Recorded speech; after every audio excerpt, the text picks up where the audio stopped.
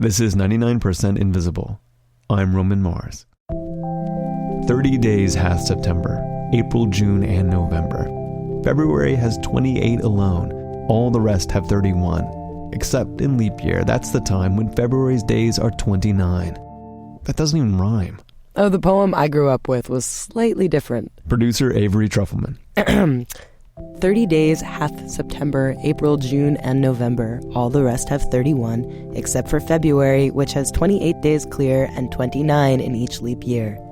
Okay, I think that rhyme's actually worse. Both poems say the same thing, which is that months don't make any logical sense. A month is hardly a unit of measurement. It can be anywhere from 28 to 31 days. Sometimes it's 4 weeks, sometimes 5, sometimes 6.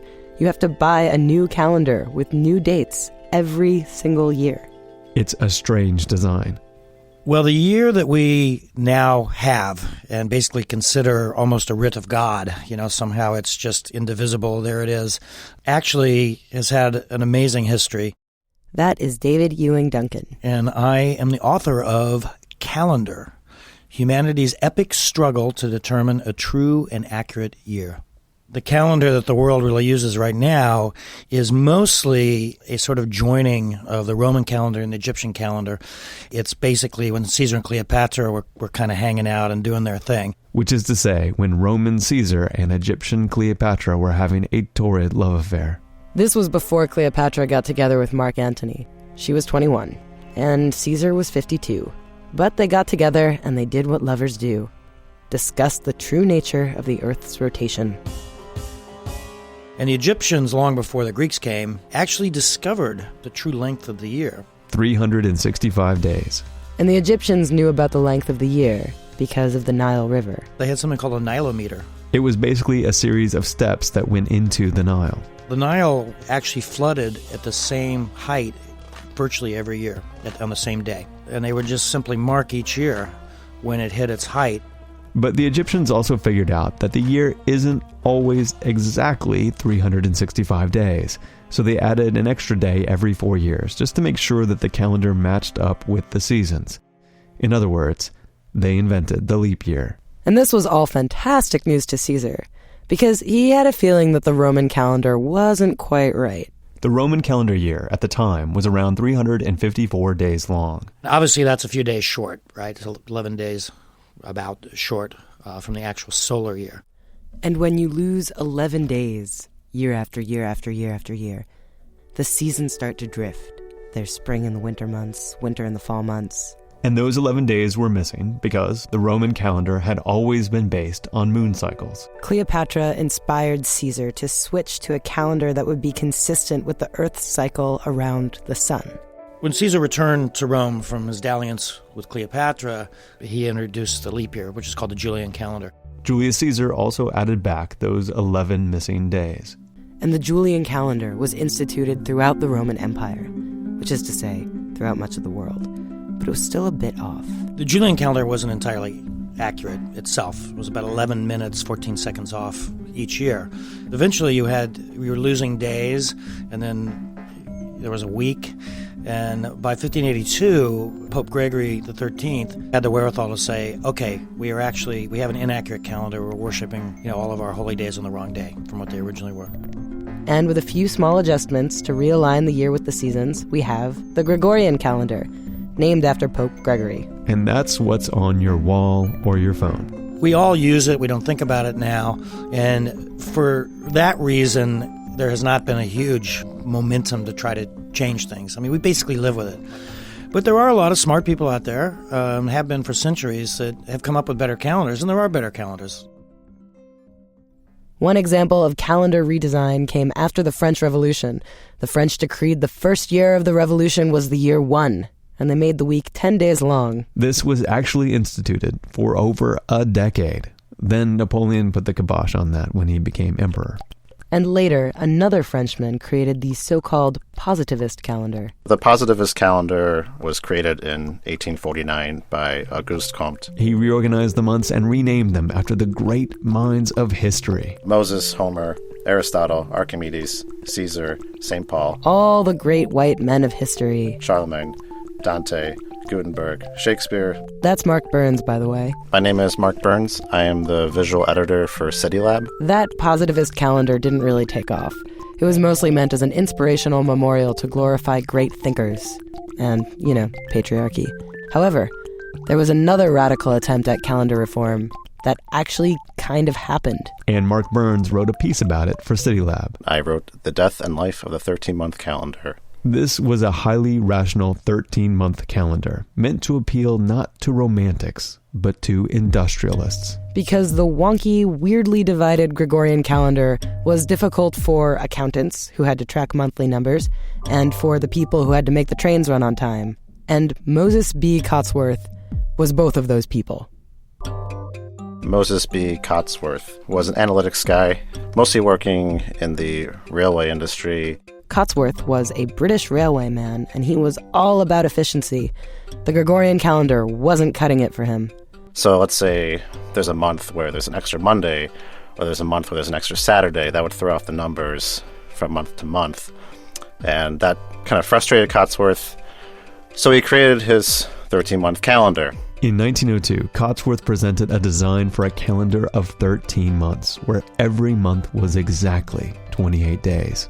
No more, no less. 4 perfect weeks. And this meant the dates were all standardized as well. You'd always know that the 5th was a Thursday, no matter the month. The 1st was always a Sunday. The 10th was always a Tuesday. There'd be a Friday the 13th every single month. Rational railway men were not superstitious, clearly. All the month names would stay the same. And then that additional month, another 28 even days, would fall between June and July. And this additional month would be called Sol. S-O-L. Sol standing for the month where the summer solstice occurs. And the leap year day would be added at the end of Sol, not February. So every 4 years, Sol would have 29 days. All right, so 28 days times 13 months is 364 days in a year. That is 1 day less than the actual solar year of 365.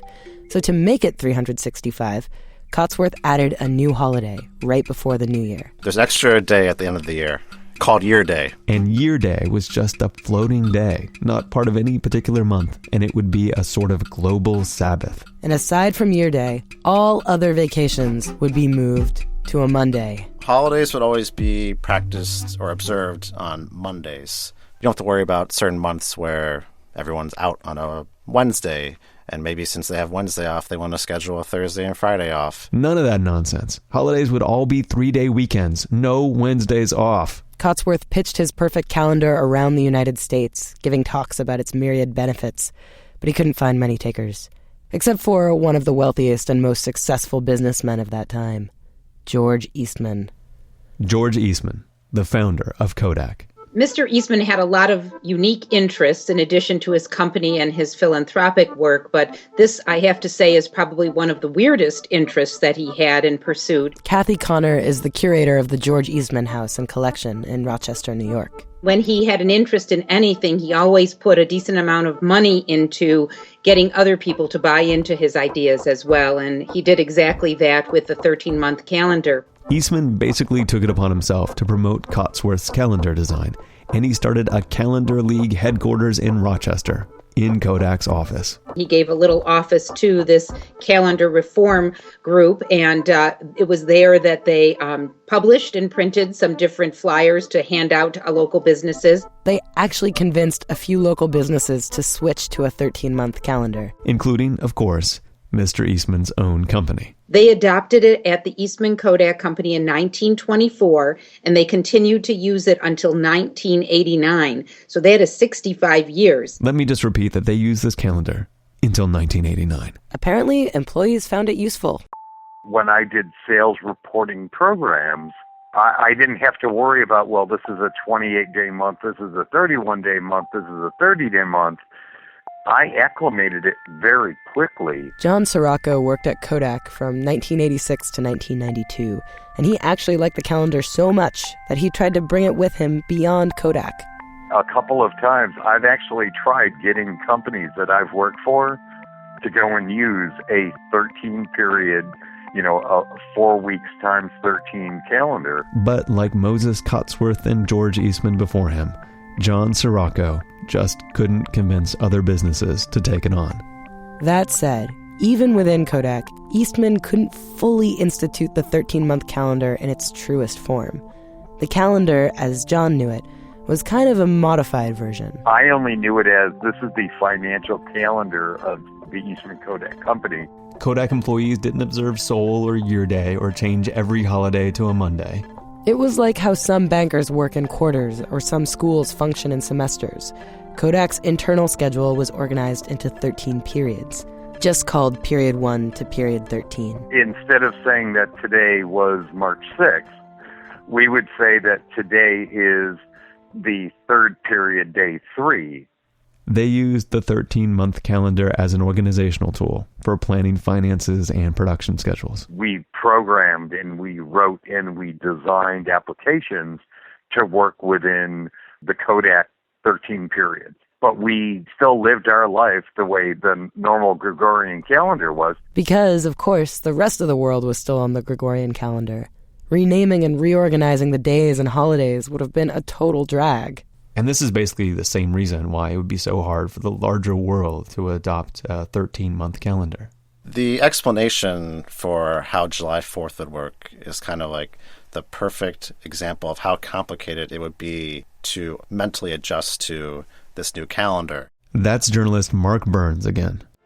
Okay, so on the 13-month calendar schedule, July 4th would have to be moved to a Monday, like all the holidays. So then It would really be July 2nd. But when you add in Sol and shuffle the dates around accordingly, that actual day on the solar calendar wouldn't fall in July anymore. it would actually be Sol 17, but that falls on a Tuesday. So again, you got to make that a Monday, so it would end up as Sol 16. So there's nothing as patriotic as celebrating Sol 16. This is why the calendar, in its truest, most regulated form, couldn't fully work at Kodak. I mean, you have to give your employees a vacation on July 4th, even if it's not on a Monday. So random holidays and off days persisted. George Eastman knew that if he wanted to standardize the calendar, Kodak couldn't do it alone. He would have to convince the rest of the world to make the switch. He and Mr. Cotsworth, they went to bat a few times in front of a lot of different committees at Congress and in our government to try to just explain the rationale. And this was taken completely seriously. Calendar reform became an actual issue of debate for the League of Nations. The League of Nations, as in the precursor to the UN. There are 185 plans before the League of Nations to look at for calendar reform, and Cotsworth and Eastman's proposal was one of the few finalists. Even after George Eastman passed away in 1932, the League of Nations continued discussing calendar redesign. Basically, League of Nations couldn't come to a consensus, and then the rise of Hitler in World War II made it thoroughly unimportant to them, and then the League of Nations folded. Hitler ruins everything. And we just haven't really considered calendar reform since. Perhaps because when designing time and the way people operate, you have to consider custom and culture. It has to be done entirely and completely, or not at all. So who knows, perhaps if everyone decided to adopt it, a regimented calendar could really work better for, finances and planning. But on the other hand, I think it's kind of fascinating that our year is not perfectly regimented. It's out of our control. Sometimes your birthday is on a Tuesday, sometimes it's a Saturday. The Gregorian calendar is this organic instrument that ebbs and flows with the seasons and the rotation of the earth. God, I've spent too much time in California. It's really a bizarre anomaly of history that this calendar that started with Caesar and Cleopatra, that was reformed by a pope, it was really the Christian calendar. It's now the calendar of the world. And all we have to help us remember it is a stupid rhyme. That doesn't even rhyme.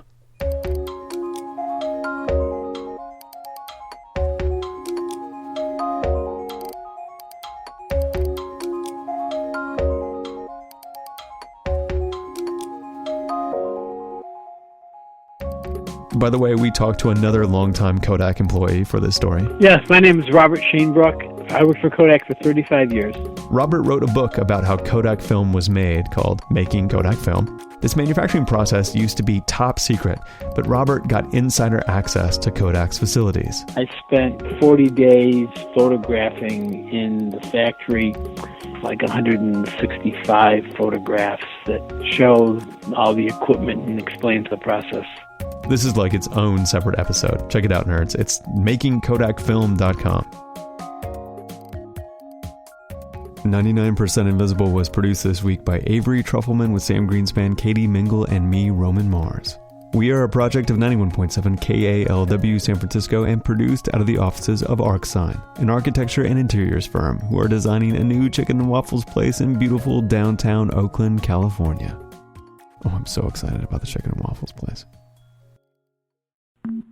You can find this show and like the show on Facebook. All of us are on Twitter, Instagram, and Spotify. But to find out more about this story, including cool pictures and links, and listen to all the episodes of 99% Invisible, you must go to 99pi.org.